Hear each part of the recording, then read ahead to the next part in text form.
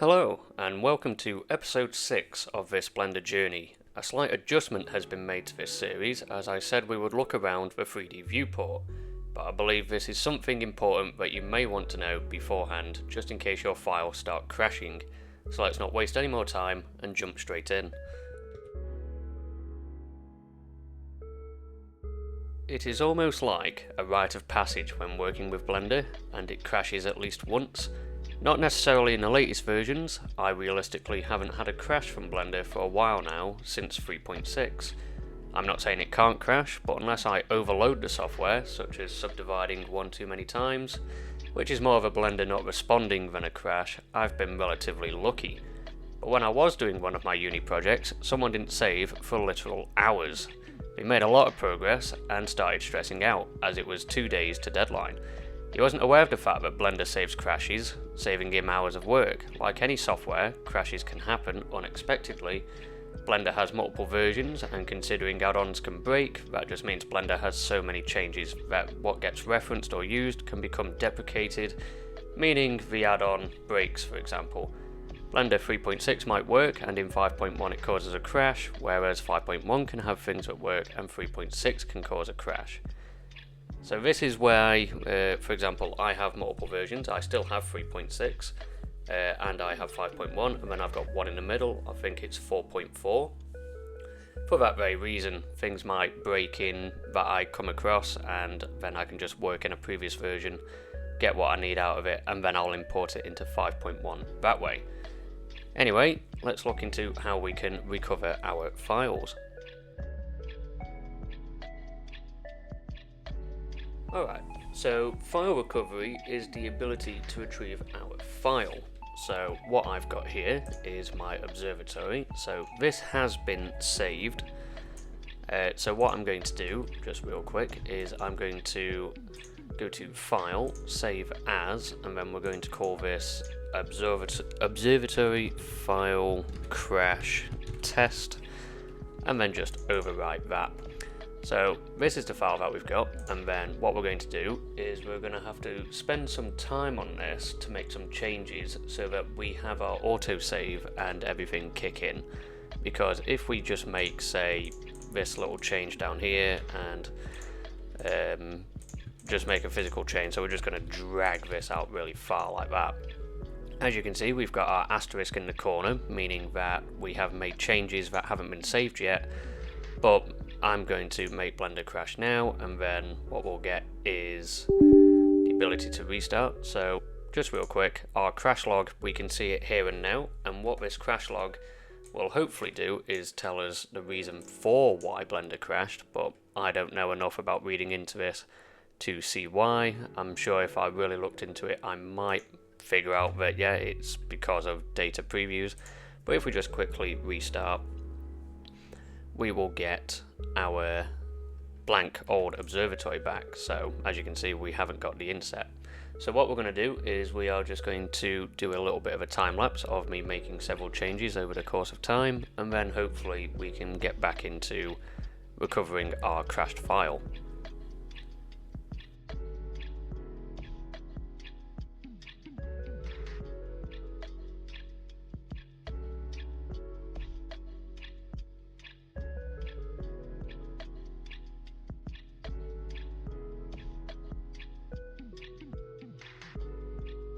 Right, now that we've just quickly modelled all of that, what we're going to do is go to File, Data Preview, Refresh Block. Then we're just going to make Blender crash, just like so.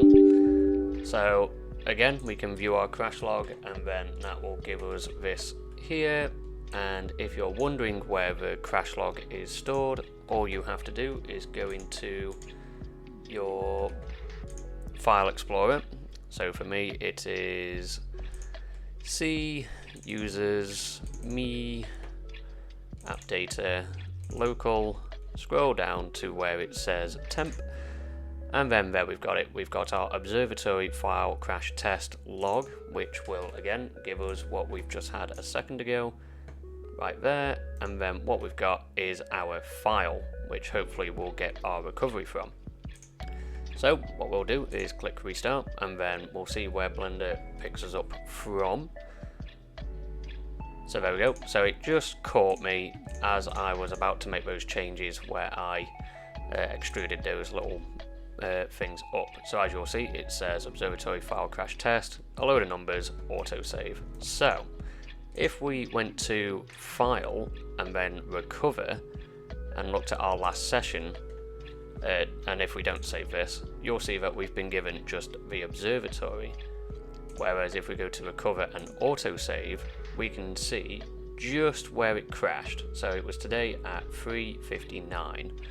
So if I double click that, again, it brings us back here. So what we need to do is, in order to keep this, we can click Control S and save, and then it will just bring us back to observatory file crash test. So if I go into open recent and observatory file crash test, you'll see that we've got this. And that is basically that.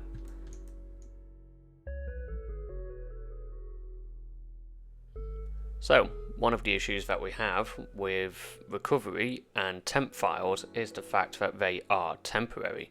So one of the issues that we have is if we restart our PC, for example, those temporary files might disappear. So one way that we can make these files a bit more permanent is if we head into Edit, Preferences, and look at our file paths, we can set where our temporary files can be saved. So if we just go into our folder, and just to keep everything simple, I'm just going to save it in my downloads folder as temporary Blender crash file location. Long-winded name, but it just basically says what it's going to be doing. So now that we've got that, we have to remember to save our preferences, and then if we come away from this and do another quick montage of us changing stuff to the point where it will eventually save. So yeah, enjoy again.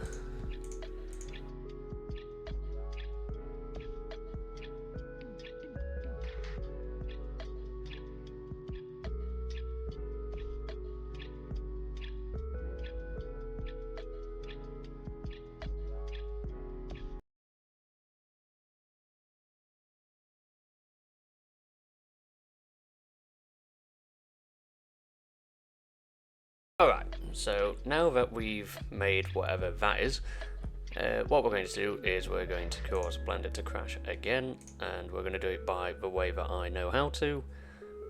So of course we get our crash log again, but if we click restart,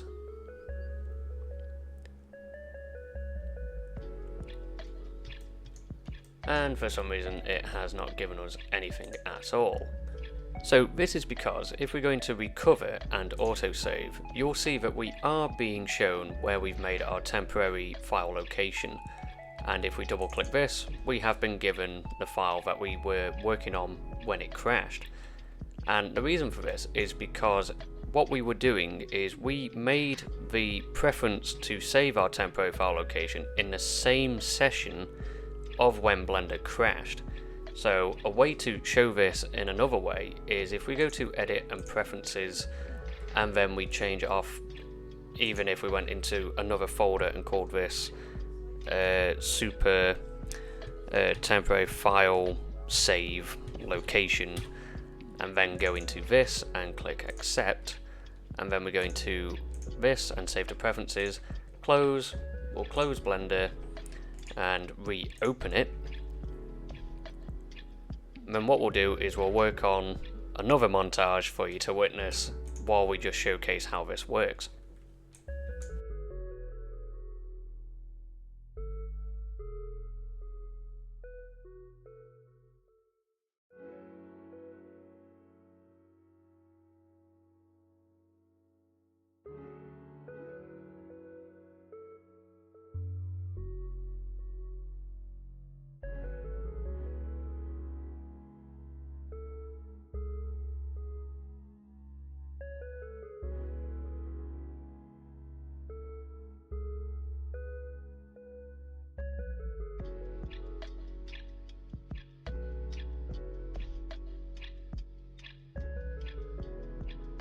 Alright, so now that we've made whatever this is, and as you can see, this is unsaved, so expect it to come out as autosave. But what we're going to do is we're going to make Blender crash how we normally make it crash.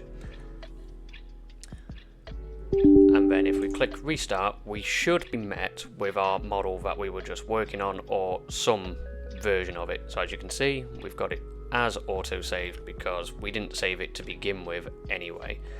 But there we go. So that explains why you might have it where your original file that you're working on doesn't crop up, and what is recommended is that you make your temporary file location, save the preferences, close Blender and open it up again, because it appears to be that if it crashes within the same session as when you were making your save location change, even though it knows to look at it, it doesn't actually pull from it until the next time around.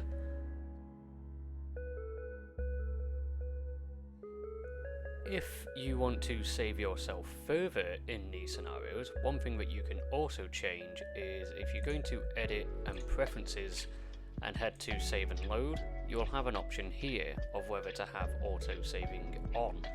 So the default is 2 minutes. If you really want to increment, then you can save every 1 minute.